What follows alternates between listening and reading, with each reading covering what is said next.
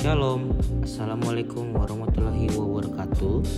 Perkenalkan, nama saya Owendi Fili Ozora dengan NIM D101251056 kelas B PWK 25. Di sini saya akan membuat tutorial atau cara analisis data menggunakan SPSS dalam rangka menyelesaikan tugas akhir kuliah statistika sebagai pengganti ujian akhir semester, di mana saya akan menjelaskan secara sistematif dan aplikatif dua jenis analisis statistik menggunakan SPSS, yaitu analisis statistik parametrik dan non-parametrik.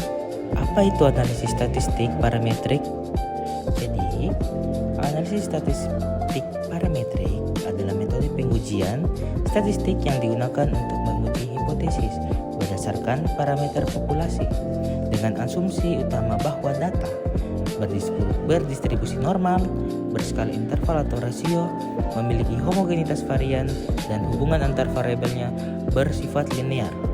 Syarat dalam menggunakan statistik parametrik yaitu digunakan ketika kita ingin menguji hubungan atau melakukan prediksi secara kuantitatif dan perbedaan rata-rata melalui uji T, ANOVA, korelasi Pearson, atau regresi linear. Lalu dalam kita melakukan analisis, kita harus membutuhkan namanya data kuesioner. Nah, ini adalah data kuesioner saya. Saya memiliki 50 data responden, di mana di sini saya memiliki 3 pertanyaan dan juga ada pertanyaan tentang jenis kelamin. Nah, selain memiliki data, kita juga harus memiliki aplikasi SPSS sendiri yang dapat di-download atau diunduh di Google melalui tutorial-tutorial dari YouTube. Nah, di sini ada 2 bagian dari SPSS. Yang pertama itu tentang tabel, dan yang kedua itu untuk hasil akhirnya atau output. Oke, kita harus memindahkan data berupa numeriknya atau angka dari responden kita ke SPSS-nya. Kita copy lalu kita pindahkan. Nah, di sini ada 2, yaitu data view dan variable view. Di data view yang kita paste datanya. Lalu di variable view kita harus mengubah nama-namanya itu sesuai dengan nama yang kita gunakan pada pendataan atau dari kuesioner. Nah, di sini saya menggunakan 4, ada sex, pertanyaan 1, 2, dan 3. Jadi kita harus mengubahnya satu-satu.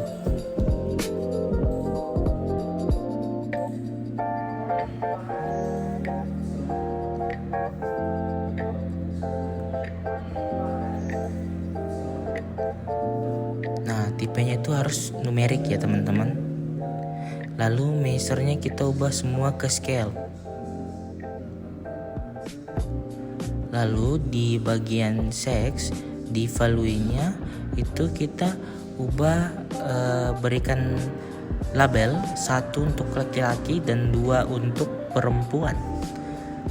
Nah, kalau kita tekan OK, dia tuh tidak langsung bisa ya teman-teman, karena kalau kita belum meng-add-kan datanya maka dia akan error begitu. Jadi kita harus menambahkan datanya dulu, setelah itu baru diokekan. Sekarang kita akan uji normalitas. Uji normalitas adalah prosedur statistik yang digunakan untuk menentukan apakah suatu data memiliki distribusi normal, di mana distribusi normal ini penting untuk menentukan jenis analisis statistik yang tepat. Seperti data yang normal boleh menggunakan uji parametrik, dan data yang tidak normal menggunakan uji non-parametrik. Dalam pengujian normalitas, kita memakai data angka atau numerik untuk memenuhi asumsi distribusi normal. Nah, kita klik analisis atau analyze ya. Lalu kita descriptive statis. Lalu kita ke explore, lalu sexnya kita pindahkan ke factor list, dan pertanyaan 1, 2, dan 3 kita pindahkan ke dependent list. Lalu klik plots, kita aktifkan normality plots with test dan continue. Lalu OK. Nah, di sini akan menghasilkan output. kita scroll, kita cari untuk normalitasnya. Nah, ini test of normality-nya.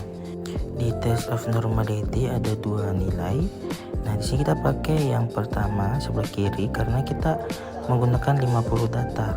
Yang sebelah kanan itu dia itu kurang dari 50 data, yaitu 30.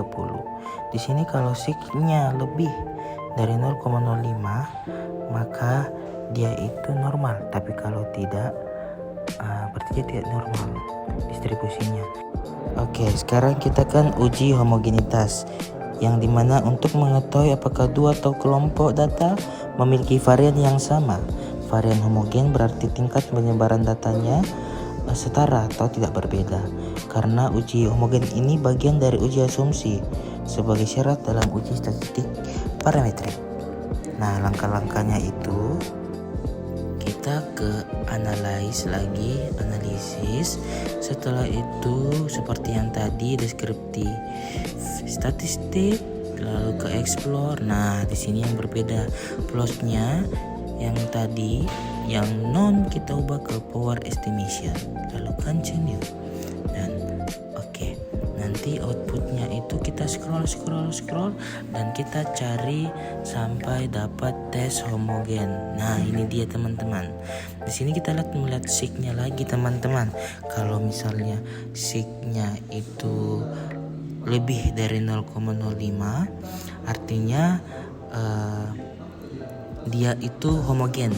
Seperti itu teman-teman, tidak terlalu berbeda antara data satu dan data yang lain. Lalu kita ke analisis selanjutnya menggunakan independent sample t-test dengan cara kita ke analyze, lalu kita cari compare means. Nah, ini lalu kita ke independent sample t-test. Lalu sex ini kita masukkan ke grouping variable dan pertanyaan 1, 2, 3 ke test variable.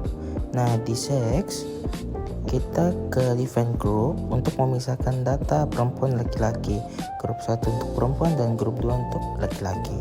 Lalu kita oke kan. Nah, akan keluar outputnya. Kita cari independent sample t-test. Di manakah dia? Ini di bawah ini. Nah, di sini teman-teman yang kita perhatikan itu yang bagian sig to tail, 2 toilet. Nah, kalau dia kurang dari 0,05 maka ada perbedaan secara signifikan. Kalau dia lebih besar, bahkan berkesimpulan tidak ada perbedaan secara signifikan.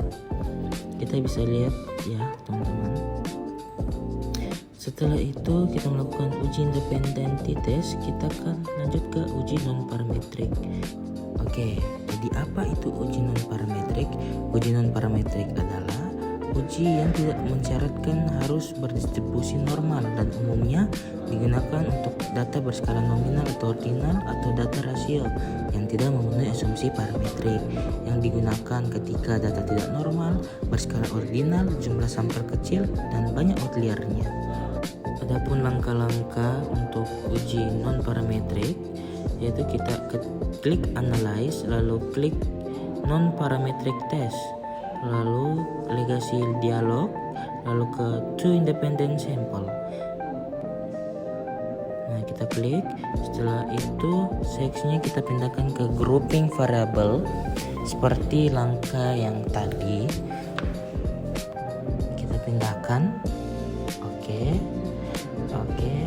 Nah, setelah itu pertanyaan 1, 2 dan 3 nanti kita buat dulu grup 1, 2-nya itu untuk memisahkan laki-laki dan perempuan. Lalu kita masukkan data 1, 2, 3 pertanyaan ke test variable list. Lalu kita okekan. Oke. Nah, akan muncul data-datanya, outputnya. Lalu kita lihat ke tes statistik di bawah tadi. Oke. Kalau sig-nya lebih dari 0,05 maka dia itu tidak ada perbedaan yang sangat jauh teman-teman,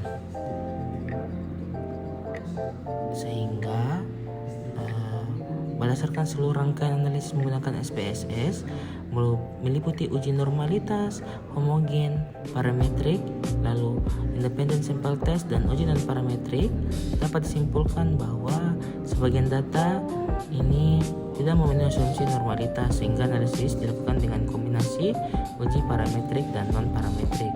Hasil uji homogenitasnya menunjukkan varians antar kelompok homogen, namun baik uji t-test maupun uji non-parametrik sama-sama menunjukkan nilai signifikan di atas 0,05. Dengan demikian dapat dinyatakan bahwa tidak terdapat perbedaan yang signifikan antara responden laki-laki dan perempuan pada seluruh variabel penelitian. Sekian, terima kasih. Wassalamualaikum warahmatullahi wabarakatuh.